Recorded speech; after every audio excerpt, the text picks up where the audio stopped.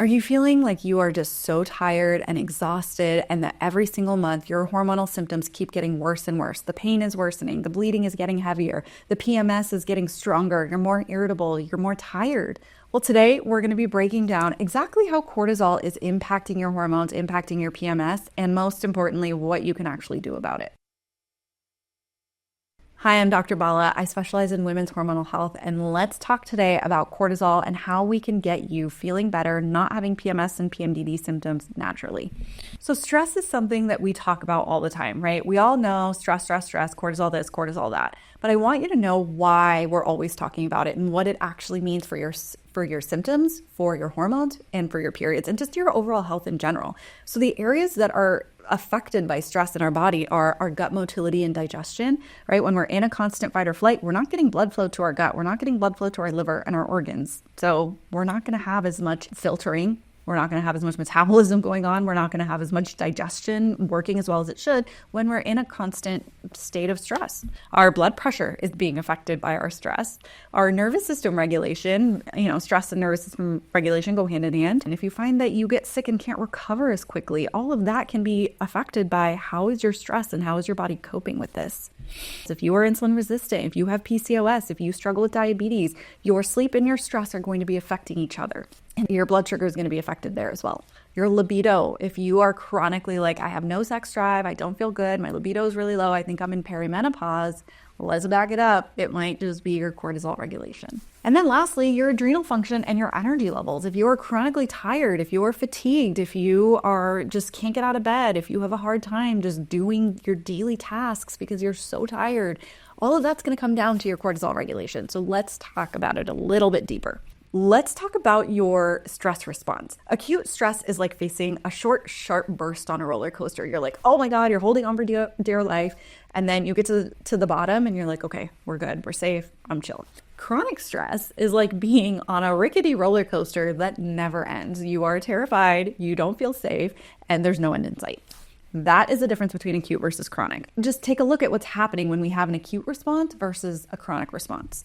So acute stress is temporary, right? It's triggered by a specific event, like a job interview, a flat tire, whereas chronic stress is going to linger for weeks, months, even years due to ongoing pressures, like a really bad job, bad relationships, your health issues, whatever it might be.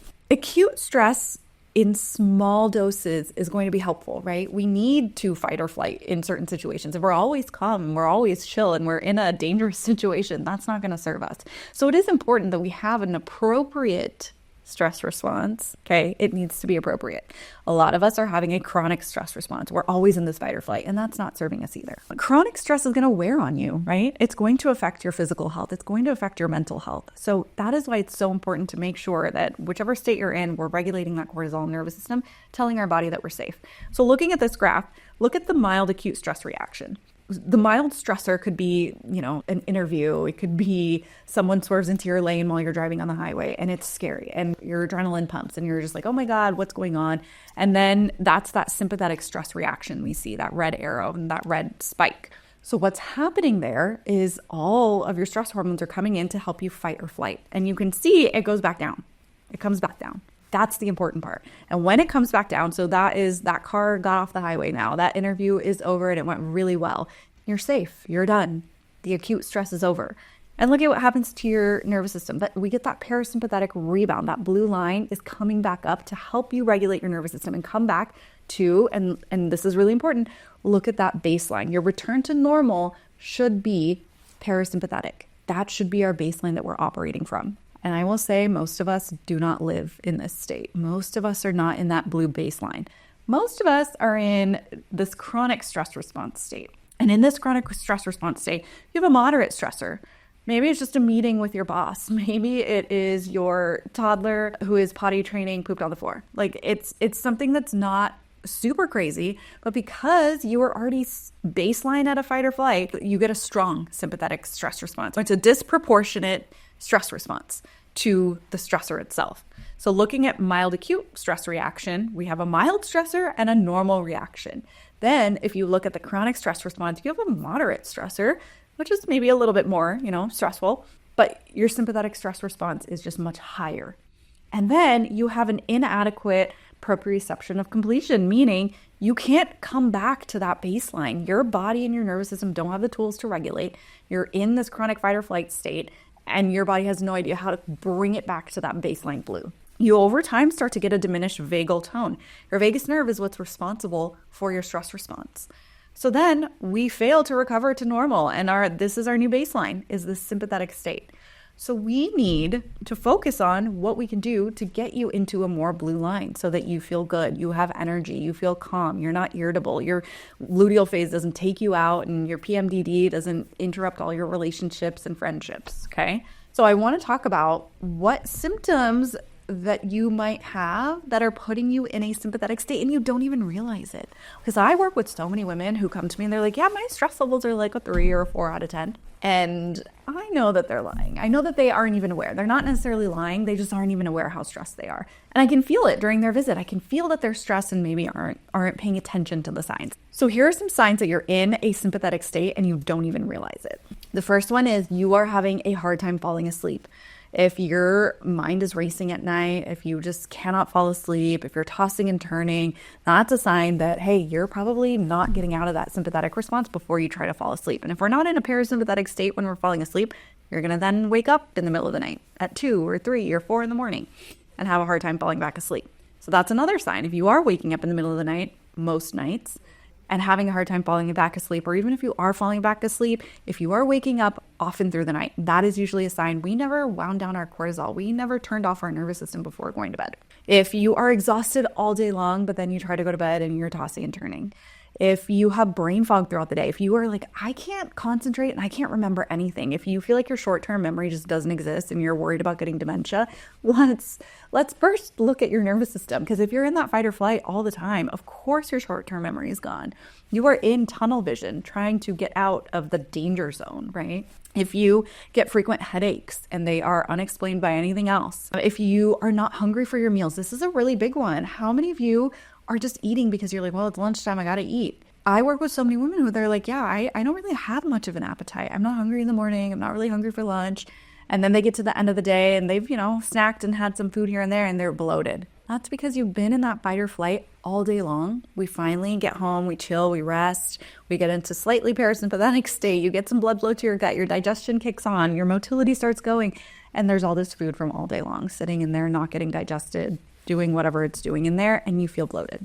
If you have a hard time sitting still, if you are someone who the second you get a chance to relax, you're like, I can't relax, I can't do anything. Or if you are somebody who has a day off and during that day off, you can't help but do some work or do this or do that or go here or fill your time. If you're constantly feeling like you're distracting yourself from yourself, you're in that sympathetic state. And then lastly, doom scrolling. Doom scrolling is a way that we have patterned our brain to regulate. Anytime something feels stressful, anytime we have a moment of doing nothing, we need to fill our time. We need to distract ourselves. We need to look on TikTok. We need to check YouTube. We need to check our email. Like if you're constantly on your phone and you're constantly doom scrolling, that is your way of trying to cope. But instead of actually regulating your nervous system, it's increasing your sympathetic response. So that brings me into, how are we going to address our cortisol regulation, right? There are so many different ways that we can do this.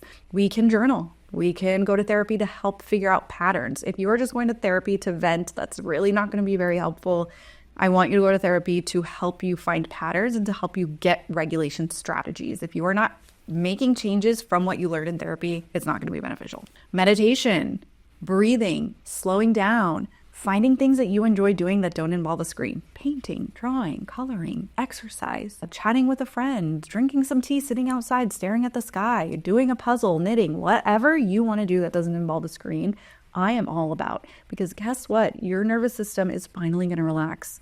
If you are someone that just needs to keep your hands busy, do something that doesn't involve a screen, okay? Regulating your cortisol and your circadian rhythm is going to be really important with sunlight. So in the morning, what happens is we have a cortisol awakening response. This is what helps us get out of bed, helps us feel energetic, helps us get going.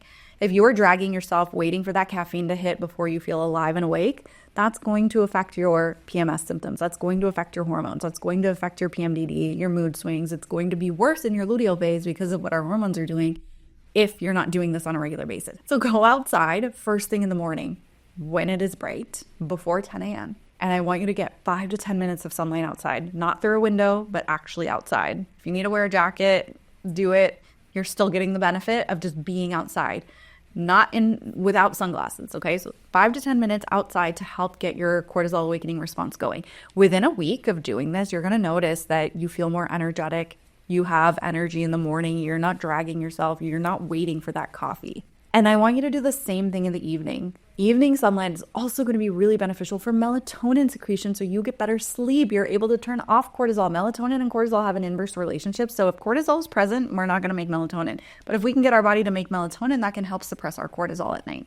So sitting outside around sunset for 5 to 10 minutes can be really helpful for regulating that circadian rhythm as well. And then, of course, there are supplements. So my few go-tos are ashwagandha, maca, rhodiola, and L-theanine. These are ones that I absolutely love using because they can help with adrenal function. They can help kind of modulate where your cortisol is, specifically ashwagandha. You can take that in the morning if you need more energy. You can take it at night if you need to turn off your cortisol. It can kind of go both ways. And some people do both times. They take it in the morning and in the evening. So you kind of have to play with it. And then L-theanine is another one of my go-tos. This one you can take throughout the day whenever you need it. L-theanine is an extract that we find in green tea, and it helps to just turn down your nervous system, take the edge off, help you relax without being a sedative. The research dosing is anywhere from 200 to 400 milligrams per dose, and it has a pretty short half-life. So it's not something that takes a while to build up in your system. Usually within 30 to 60 minutes of taking it, you'll notice that it is helping a little bit with the anxiety and stress and turning off cortisol. And the last thing that I absolutely love to regulate your nervous system is paced breathing. There's a lot of research to support that 10 minutes twice a day, that's it, 20 minutes out of your entire day of paced breathing with a slower exhale or doing a 5-5 breathing, 5 seconds in, 5 seconds out, is going to be super beneficial for stress, for anxiety, and depression, as compared to things like SSRIs and other mood stabilizing things. So 10 minutes twice a day of breathing can help bring down your anxiety levels, can help bring down your inflammatory levels. Please, it's free. Please do it. Use this app, use this website, whatever you need to do to help support your nervous system. Please do it. This is one that I really love. Do it right before bed. Do it in the morning. Do it before work. Do it whenever you can pull out your phone and just look at this pacer, because you're going to find that the more regulated your nervous system is, the less mood swings you have, the less your PMDD symptoms are, the less severe your PMS symptoms are in your luteal phase. Regulating your cortisol is one of the most important things that you can do for your hormonal health. So if you haven't started here, please make this be the first place that you start. If you're struggling with mood swings, stress, anxiety, sleeping, energy, this is a great place to start. Within a couple of weeks, you're going to start noticing the difference. And within 1 to 2 cycles, you should notice that PMS symptoms are less. PMDD symptoms are less. If you're even 80% consistent with anything we talked about today, you will notice an improvement in your periods. So join me here again for more period health and hormone tips. If you have any questions, please leave them in the comments. And if you want to work together, please go schedule a visit. I cannot wait to see you.